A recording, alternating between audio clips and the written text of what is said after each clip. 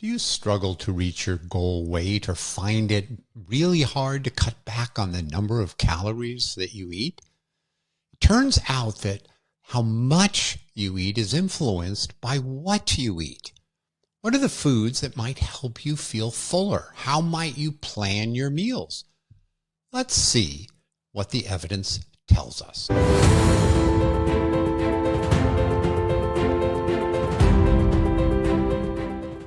Welcome, my listeners, to episode 49. What you eat affects how much you eat. Now, in prior episodes, we talked about being at a good weight and why being overweight affects our heart, our risk of diabetes, risk of cancer. We discussed a couple of tips, how eating more slowly might allow the brain to catch up. And the use of smaller plates might help us from a portion control standpoint. But is there another secret that might help us? And the great answer is yes. The specific foods we eat can affect how much we eat. Well, why now? My dear wife Gail is on a new eating plan where she's cutting out flour and sugar and eating lots of vegetables, and she finds it's really helpful and she feels more full. I've also found, and I've chatted with you before, that if I eat something with protein, a bit of meat, before a meal, say 15-20 minutes before a meal, it reduces my appetite. So not surprisingly, I asked, is there any evidence for any of this? Or is it all just a placebo effect? And are there other foods to consider? So down the rabbit hole I went, and what did I find? Well, the good news is there's evidence in this space. The not so good news is most are from really small clinical trials. So I can't say we have the definitive answer, but it might be enough to give it a try, especially if you try it using our N of 1 approach. Now, I do believe that what we eat affects how much we eat. And there are 5 aspects that I'll walk through with you that seem very important. First, calorie density. How many calories do you get per bite? Think of celery versus cheesecake. That matters in terms of how full you feel. Second, the texture of the food impacts things. Think banana versus carrot. Think apple versus apple juice. Third, what the actual food is. Is it protein? Is it fat? Is it carbs? Fourth, we may have heard that if you drink water before your meal, you might feel fuller and want to eat less. And there's a fifth one, which is quite interesting, is our appetite, our feeling of fullness is affected by what we think we're eating, not necessarily what we're actually eating. And that teaser I'll share more with you. Well, before diving in, after my last episode, a listener reached out to me and asked, well, I listened to your episode on does health need to be a full-time job? And they said, it would be a great workshop if you walked through with folks how you decide what aspects of wellness to focus on, what might not be absolutely necessary. So I listened. I listen to my listeners all the time, and I said, why not? So join me for my first ever live web event. It's free, of course, and it's on Thursday, October 2nd at 6 p.m. Central Time. I'll include a link for you to sign up. If you already get my newsletter, I'll send you some information that way. And if you're not on my newsletter, please join my newsletter. Just go to my website, Dr. Bobby, Live Long and Well, and you can sign up. And tell others about the workshop and about the podcast. Well, back to what we eat affects how much we eat. Now, this topic has come up many times. If you're watching the TV or reading news media or social media, and it comes up when discussions around ultra-processed foods, which people say are designed to make you eat too much or just to eat a lot and buy more. I will do an episode on ultra-processed foods. I might call it the good, the bad, and the ugly, because there are a lot of points of view to consider. But today, I just want to mention as a window into the topic of what you eat and how much you eat. So here's an interesting study. It's small, but it was randomized. And they basically took people and said, okay, you're going to eat ultra-processed food for a week, or you're going to eat non-ultra-processed food for a week. And then they would switch it up. So maybe you would first start with ultra-processed, then go to not ultra-processed, or the reverse. Now, each meal, whether it was the ultra-processed week or not, had the same calories, had the same macronutrients, meaning protein and fat and carbs. And what they found was that people eating the ultra-processed foods ate 813 calories more per day, meaning it appears from the evidence that what you ate influenced how much you ate. So ultra-processed foods, you ate a whole bunch more. Now, we know, or we've heard, that ultra-processed foods have been engineered to get you to eat more, buy more, want more. Well, what aspects of the ultra-processed foods might drive that? And it turns out it's many of the things that we're going to walk through in just a moment. All right, let's take a 60,000-foot view. This is something I suspect all of you have a sense of. Some foods make you feel full, and others don't. And we call that satiety. And a group of researchers developed an index of satiety, or how full you feel, for each food.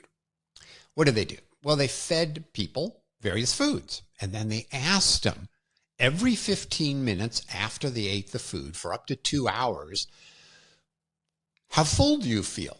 And then after that, they let them eat anything they want and investigated whether how much they wanted to eat after eating that initial food correlated with their sense of satiety or fullness.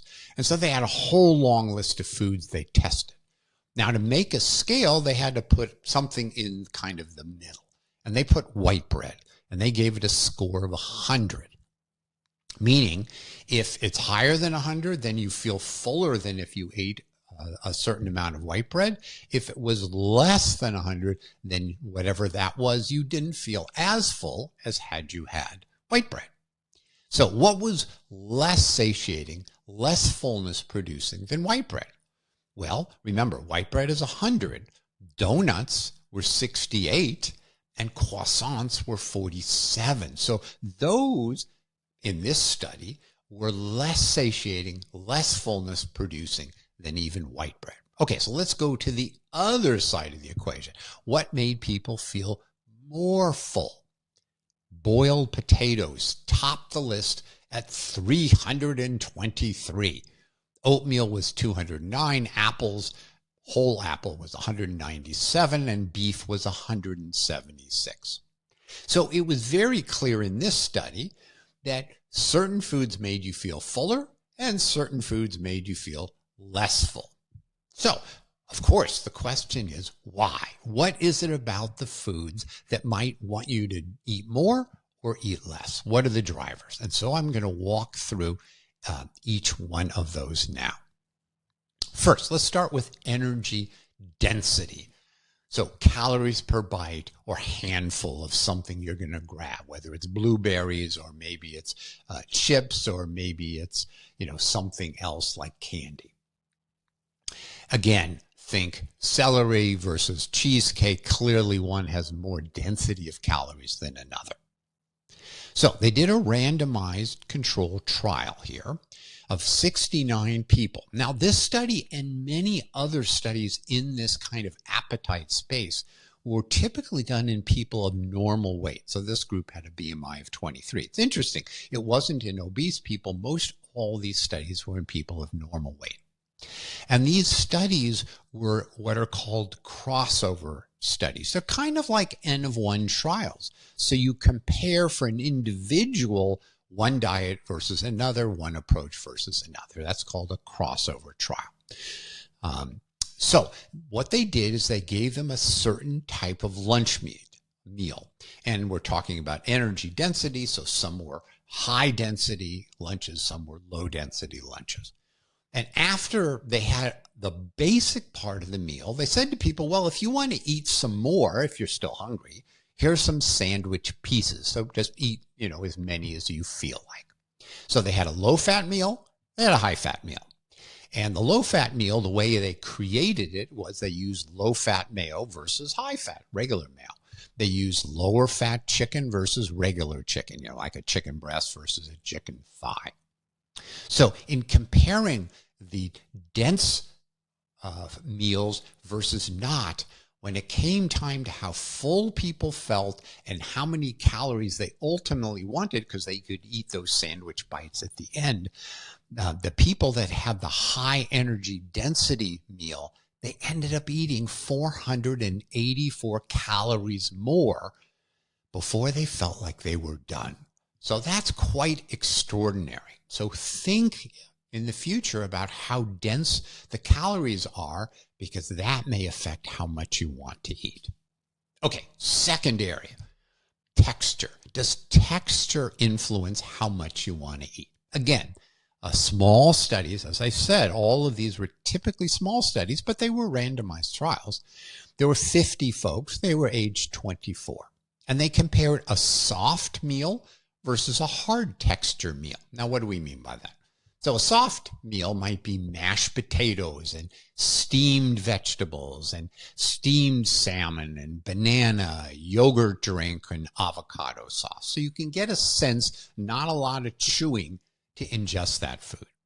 And in the hard meal, they might have multi-grain rice, which is coarser. They might have a salad that's full of celery and carrots and cucumber and maybe chicken breast and an apple for the end of the meal. So what did they find? The soft meal people ate 20% more weight-wise, calorie-wise, than the people who had the higher texture meal. Okay, so texture seems to have another piece of this puzzle. A part of the texture story, and you may have heard about this, is fruit versus fruit juice.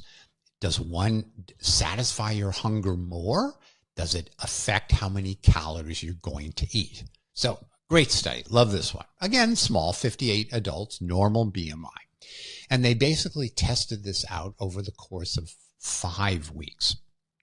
And the way they did it is they gave you a pre-meal. So before you had your full meal, you had either apple sauce, apple juice, where they added fiber, or apple juice without fiber. So you can get a sense of, okay, so we've got the full apple at one extreme. We have just the strained juice at the other extreme. And they asked people kind of which one made you feel fuller. You're probably not going to be surprised to hear that the least hunger that people felt after about 15 minutes was with the apple. And they then also found, because after you got your pre-meal of your apple or apple juice or whatever, you then got to eat your regular meal, and they measured how much you ate. So after that pre-meal, they found that people who drank apple juice, their meal was 860 calories. The applesauce group, their meal, what they wanted to eat was 800 calories. And the people who had the pre-meal of an apple, the full apple, ate 700 calories. So basically, having an apple versus apple juice as your pre-meal, there was a difference of 187 calories. That is a lot. Interestingly, they played around with whether the juice had fiber in it or not. Didn't seem to matter, although other studies have shown that fiber helps us feel fuller. Now, clearly, when you think about it from a texture standpoint, to eat an apple versus applesauce or apple juice, there's a lot more chewing going on. It takes longer to eat those calories. And in the end, solid fruit was more satiety or fullness creating than the juice. All right, so that's a second. That's texture. How about the type of food? I said at the beginning that for me, protein seems to allow me not to want to eat quite as much. Now, this study was a really small one. There were 11 young men who did it. And what they did is they gave them an afternoon snack, and they varied the snack, whether it was high fat, high protein, high carb. And then they measured when they wanted dinner. So in other words, did they stay full for a short period of time and wanted dinner an hour or two later? Or did they feel quite full and they really didn't rush to dinner for even further off into the future? So what did they find? If you had your protein as a snack, your snack was protein, you delayed your dinner compared to not having a snack by 60 minutes. Now you may say, Dr. Bobby, well, maybe any snack would do it. Nope. A high carb snack, you pushed off dinner by 34 minutes, high fat by 25 minutes. So it turns out from this study, and there are some other studies like this, that protein might help us to feel fuller. In my own personal life, that's true. And at least with this small study, it's true as well. Okay, two more issues. They're not exactly like the characteristic of the food, but I think you'll get the point quickly. So people have often said, well, you'll feel fuller if you drink water before your meal. So not water during the meal, but water before the meal. Tiny study, 15 subjects, average age about 26. And what they found in this one study is that when they gave you water before the meal, people felt fuller and they ate less. But that's now one tiny study. So there was a systematic review that looked at a bunch of studies, and what they looked at wasn't how much they ate. So that's why it's not in the same category as the previous study, but whether you achieved weight loss. So they had 4 studies where they tested out whether you had like 2 glasses of water before each meal. And then they followed this approach over the course of 3 to 12 months. Again, it was randomized between people who tried the water approach and those that did not.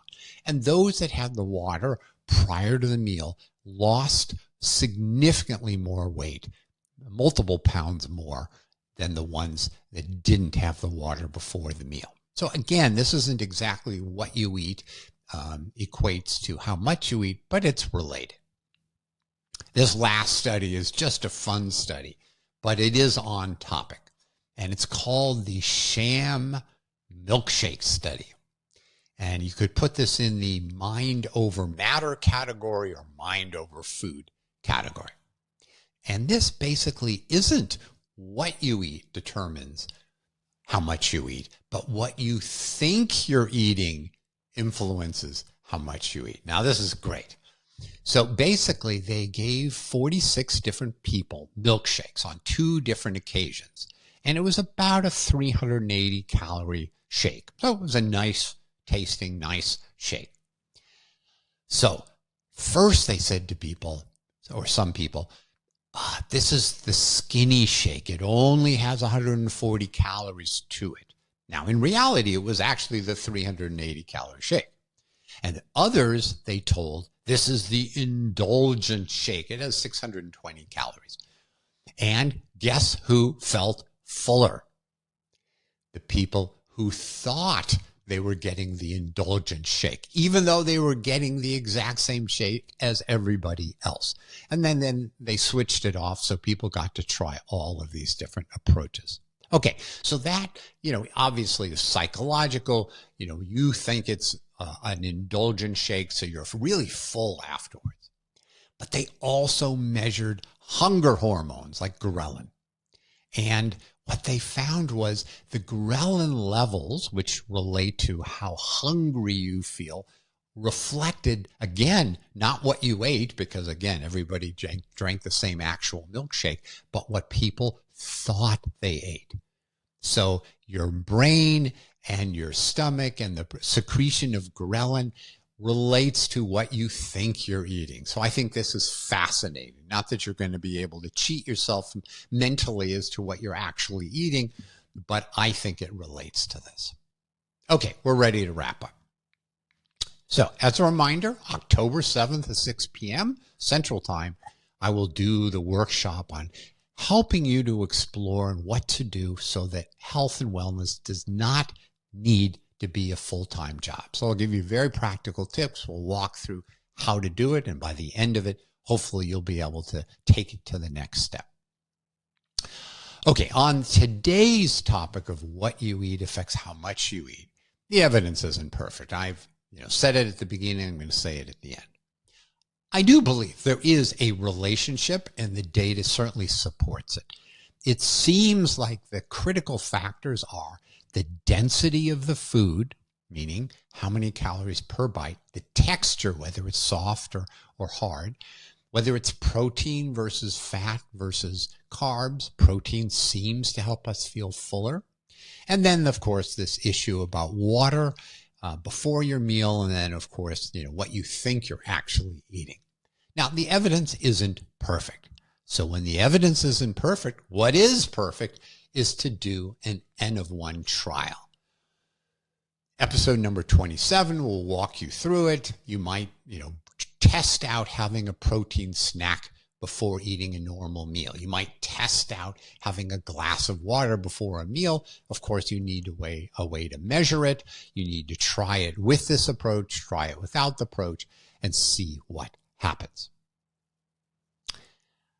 Again, as always, I hope you live long and well. And when you eat, I hope you find foods that make you feel satisfied and full.